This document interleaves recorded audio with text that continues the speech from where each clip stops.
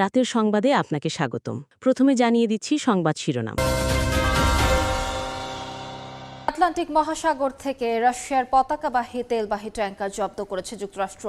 বুধবার মার্কিন coast guard এবং সামরিক বিশেষ বাহিনী মারিনেরা নামের ট্যাঙ্কারটি জব্দ করে। এই ঘটনায় মস্কো ওয়াশিংটন উত্তেজনা দেখা দিয়েছে। জাহাজ জব্দকে আন্তর্জাতিক সমুদ্র আইন লঙ্ঘন উল্লেখ করে তীব্র নিন্দা জানিয়েছে রাশিয়া। একই দিন ক্যারিবীয় সাগর থেকে আরও একটি ট্যাঙ্কার জব্দ করে মার্কিন বাহিনী। এদিকে মাদুরোকে আটকের পর ভেনেজুয়েলার তেল বিক্রি নিয়ন্ত্রণ সহ দেশটির জন্য ৩ ধাপের পরিকল্পনা প্রকাশ করেছে যুক্তরাষ্ট্র। গ্রিনল্যান্ড কিনে নেওয়ার বিষয়ে আলোচনা করছেন প্রেসিডেন্ট ডোনাল্ড ট্রাম্প ও মার্কিন জাতীয় নিরাপত্তা দল। বুধবার বিষয়টি জানায় হোয়াইট হাউস। শিগগিরই গ্রিনল্যান্ড ইস্যুতে ডেনমার্কের সঙ্গে বৈঠক করবেন বলে নিশ্চিত করেছেন মার্কিন পররাষ্ট্রমন্ত্রী মার্কো রুবিও। এদিকে দ্বীপটিকে ঘিরে আন্তর্জাতিক আইন লঙ্ঘন কোনোভাবেই মেনে নেওয়া হবে না বলে সতর্ক করেছে ইউরোপীয় কাউন্সিল। টানা দ্বিতীয় দিনের মতো উত্তপ্ত সিরিয়ার আলেপ্পো শহর। সিরীয় বাহিনীর সঙ্গে কুর্দি সশস্ত্র গোষ্ঠী সিরিয়ান ডেমোক্রেটিক ফোর্স এসডিএফ এর সংঘর্ষে নিহতের সংখ্যা বেড়ে 9-এ দাঁড়িয়েছে। আহত অন্তত 27। প্রায় 10,000 মানুষ সংঘর্ষপূর্ণ এলাকা ছেড়ে গেছে। বুধবার স্থানীয় সময় বিকেলের পর শহরটিতে ফের এসডিএফ এর অবস্থান লক্ষ্য করে গোলাবর্ষণ করে সিরীয় সেনারা। নিরাপত্তা ঝুঁকির কারণে বন্ধ রাখা হয়েছে আলেপ্পো আন্তর্জাতিক বিমানবন্দর। বন্ধ করা হয়েছে তুরস্কগামী একটি প্রধান মহাসড়ক। ফিলিস্তিনে বাড়ছে ইসরায়েলি দখলদারিত্ব। একটি পরিসংখ্যানে বলা হয়েছে ইসরায়েলি সেনা ও ইহুদি বসতি স্থাপনকারীরা 2025 সাল জুড়ে ফিলিস্তিনিদের ওপর রেকর্ড প্রায় 24,000 হামলা চালিয়েছে। গত বছরকে রক্তক্ষয়ী হিসেবে উল্লেখ করা হয়েছে ওই পরিসংখ্যানে। এই সহিংসতাকে পূর্ণ মাত্রার দখল প্রকল্পের বাস্তব প্রমাণ হিসেবে দেখছে ফিলিস্তিন কর্তৃপক্ষ। এবার শুনবেন বিস্তারিত।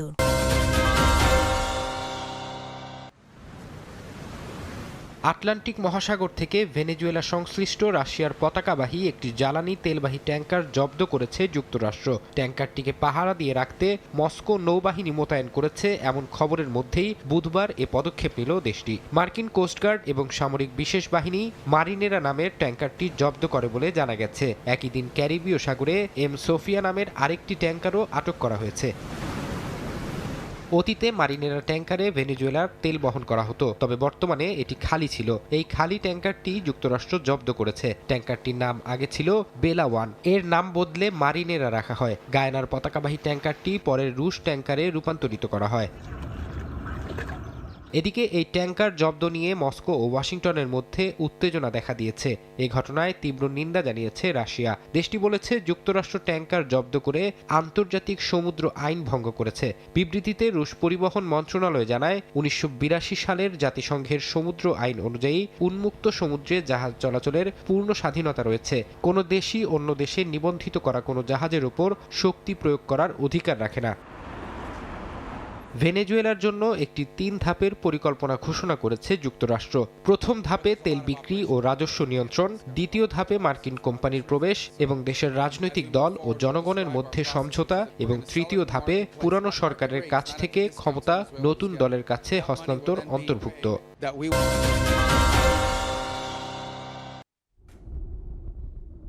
যুক্তরাষ্ট্রের অধিগ্রহণের ঝুঁকির মুখে গ্রিনল্যান্ড। ইউরোপীয় নেতারা দ্বীপটি ঘিরে মার্কিন প্রেসিডেন্ট ও তার প্রশাসনের একের পর এক হুমকির তীব্র বিরোধিতা করলেও নিজ পরিকল্পনায় অনড় ডোনাল্ড ট্রাম্প। এ বিষয়ে বুধবার হোয়াইট হাউসের সংবাদ সম্মেলনে প্রেস সচিব ক্যারোলাইন লেভিট জানান, ট্রাম্প এবং তার জাতীয় নিরাপত্তা দল গ্রিনল্যান্ড ক্রয় নিয়ে আলোচনা করছেন। তিনি বলেন, এটি নতুন কোনো ধারণা নয়। বহু বছর আগে থেকেই অনেক মার্কিন প্রেসিডেন্টই এই সম্ভাবনার কথা বিবেচনা করেছেন। আর্কটিক অঞ্চলে প্রতিদ্বন্দ্বীদের আগ্রাসন রুখতে এবং কৌশলগত সুবিধা অর্জনে এই ক্রয় কার্যকর হতে পারে বলে জানান তিনি।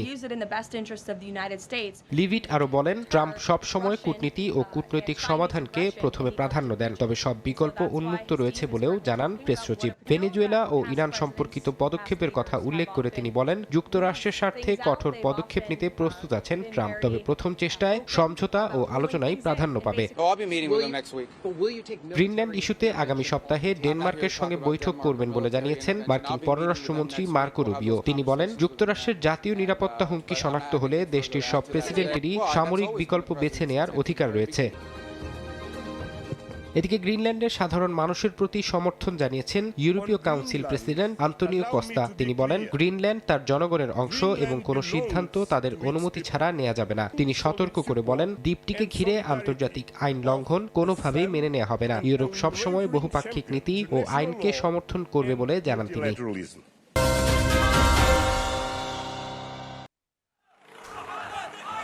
সিরিয়ার আলেপ্পো শহরে সামরিক বাহিনী ও কুর্দি সশস্ত্র গোষ্ঠী সিরিয়ান ডেমোক্রেটিক ফোর্স এসডিএফ এর মধ্যে নতুন করে শুরু হওয়া সংঘর্ষ ভয়াবহ রূপ নিয়েছে। বুধবার টানা দ্বিতীয় দিনের এই লড়াইয়ে বেড়েছে হতাহতের সংখ্যা। বেসামরিকদের এলাকা ছাড়ার জন্য স্থানীয় সময় বুধবার বিকেল ৩টা পর্যন্ত সময় বেঁধে দেয় সিরীয় সেনাবাহিনী। ওই সময় পার হওয়ার পরই শহরের শেখ মাকসুদ ও আশরাফিয়া এলাকায় গোলাবর্ষণের খবর পাওয়া গেছে। এর আগে পরিস্থিতি নিয়ন্ত্রণে রাখতে সিরীয় সরকার মানবিক করিডোর খুলে দেয়। বিশেষ বাস সার্ভিসের মাধ্যমে বেসামরিকদের নিরাপদ স্থানে সরিয়ে নেওয়া হয়। সরকারি উদ্ধার সংস্থার একটি সূত্র জানিয়েছে, এখন পর্যন্ত প্রায় 10,000 মানুষ সংঘর্ষপূর্ণ এলাকা ছেড়ে গেছে। নিরাপত্তা ঝুঁকির কারণে বন্ধ রাখা হয়েছে আলেপ্পো আন্তর্জাতিক বিমানবন্দর। বন্ধ করা হয়েছে তুরস্কগামী একটি প্রধান মহাসড়ক। শিল্পাঞ্চলের বহু কারখানায় উৎপাদন বন্ধ রয়েছে। গেল বছর সিরিয়া সরকার ও এসডিএফ এর মধ্যে একটি চুক্তি হয়, যেখানে 2025 সালের শেষ নাগাদ সশস্ত্র গোষ্ঠীটিকে রাষ্ট্রীয় কাঠামোয় অন্তর্ভুক্ত করার পরিকল্পনা ছিল। তবে এ নিয়ে তেমন কোনো অগ্রগতি হয়নি। দীর্ঘদিন ঝুলে থাকা সমঝোতা বাস্তবায়ন না হওয়ায় উত্তেজনা আবারও সহিংসতায় রূপ নিয়েছে।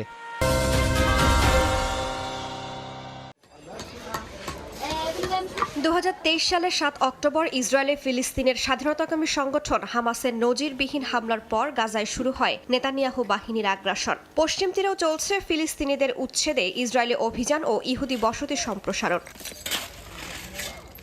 পার্স টুডের প্রকাশিত প্রতিবেদনে বলা হয়েছে, 2025 সাল ছিল রক্তক্ষয়ী একটি বছর। পরিসংখ্যান বলছে, গত বছর ফিলিস্তিনি ও তাদের সম্পত্তির ওপর মোট 23,827টি মামলা নথিভুক্ত হয়েছে। এর মধ্যে ইসরায়েলি সেনাবাহিনীর হামলা 18,384টি, ইহুদি বসতি স্থাপনকারীদের 4,723টি এবং যৌথ হামলার সংখ্যা 720টি। এটি এখন পর্যন্ত এক বছরের সর্বোচ্চ রেকর্ড। প্রাচীর ও বসতি বিরোধী প্রতিরোধ কমিশনের প্রধান মুআয়েদ শাবান জানান, ইসরায়েল কেবল বসতি সম্প্রসারণে সীমাবদ্ধ নেই। প্রশাসনিক, সামরিক ও আইনগত কাঠামোর মাধ্যমে দখলকে স্থায়ী রূপ দেওয়ার চেষ্টা চলছে। পুরো বিষয়টিকে দখলদারিত্ব সুসংহত করার ইসরায়েলের রাজনৈতিক প্রকল্পের ইঙ্গিত হিসেবে দেখা হচ্ছে। বর্তমানে পশ্চিম তীরের প্রায় 41% এলাকায় ইসরায়েলের সরাসরি নিয়ন্ত্রণ প্রতিষ্ঠিত। এর পাশাপাশি এরিয়া সি এর প্রায় 70% নিয়ন্ত্রণ আরও কঠোর করা হয়েছে। জর্ডান উপত্যকার ক্ষেত্রে সামরিক আদেশ ও ভূমি অধিগ্রহণ ব্যবস্থার মাধ্যমে 90% বেশি এলাকায় কার্যত ইসরায়েলের কর্তৃত্ব বজায় রয়েছে। এরিয়া সি পশ্চিম তীরের প্রায় 61% জুড়ে বিস্তৃত এবং এটি ফিলিস্তিন নিয়ন্ত্রিত এলাকা এ ও বি এর বাইরে থাকা একমাত্র সংযুক্ত ভূখণ্ড। পূর্ব আল কুদস ছাড়া প্রায় সব ইসরায়েলি বসতি এলাকায় অবস্থিত। ফিলিস্তিনিদের জন্য এরিয়া সি এর 99% বেশি এলাকায় প্রবেশ নিষিদ্ধ বা কঠোরভাবে নিয়ন্ত্রিত। এতে তাদের স্বাভাবিক জীবনযাপন ও উন্নয়ন অসম্ভব হয়ে উঠেছে।